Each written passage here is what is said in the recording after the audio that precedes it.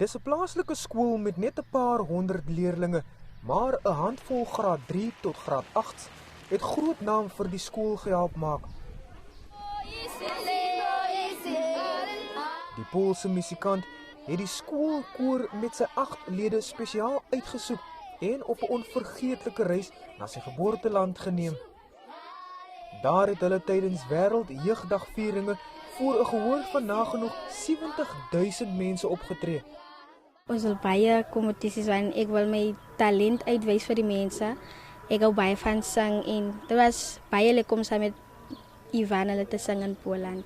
Die mense was baie vriendelik, die singery was ook baie lekker. Ons was ook vir ons eerste keer dat ons voor baie mense, duisende mense gesing het op 'n verhoog.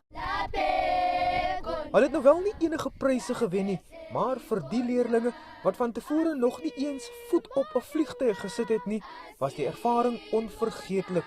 En dit het die skool en gemeenskap geïnspireer. Ek dink dit het hulle wêreld verbreed om absoluut net weier te dink as net die skool, die dorp waarin hulle woon, ons land waar ons woon, ander mense, ander kulture, ander soorte kos. Die blootstelling daaraan was regtig 'n wonderlike ondervinding.